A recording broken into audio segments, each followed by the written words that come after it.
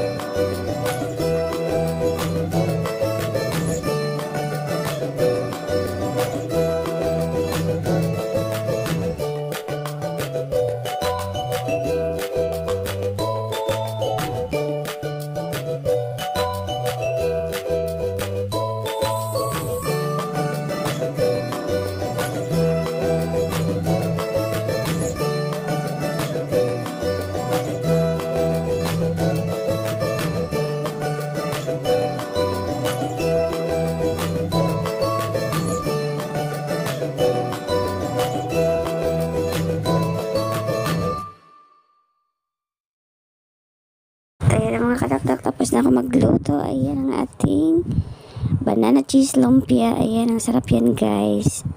Ayan, pwedeng pa snack itong kakainin ko. At saka nagprito na rin ako ng vegetables lumpia para sa aking alaga. As yun yung ilang kakainin, dalawa. Ayan, thank you for watching guys. At ito ay ako lang ang kakain nito, yung banana cheese ko. Kaya hindi ko napapakita sa inyo. Ang aking hahain sa lamisa ay vegetables lumpia naman. Ayan. At hindi ko na pinapakita na na-upload ko na rin, na-vlog ko na rin yun ng nakaraan. Thank you so much guys and keep watching. Thank you so much sa love and support. Thank you.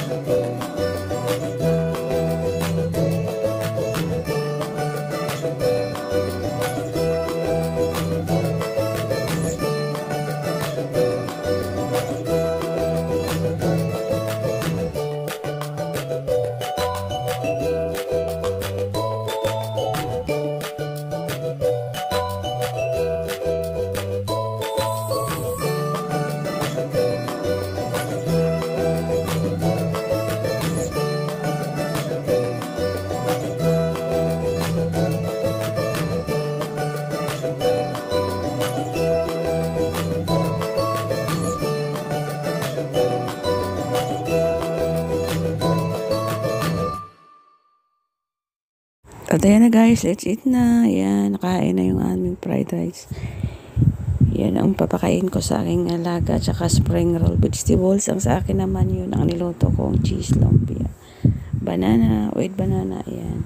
Thank you for watching guys, and salamat sa inyong love and support. Ito na naman tayo guys, at yan yung ating spring roll. Yan.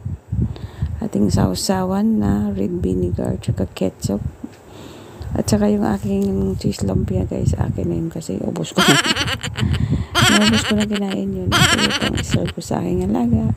At saka sa ayaw nilang kumain ng ganong klaseng medyo matamis na spring roll. Kaya ito na sila ang aking pinag-serve sa kanilang lunch, yung aking fried rice na favorite ng aking alagang maliit. As laging nire-request na yan ang kanyang kakainin. Pero pinarisan ko na siya ng vegetable spring roll para sa aking alaga. Kasi dalawa lang silang mag-ina na kakain sa ngayon. Ayan, thank you for watching guys.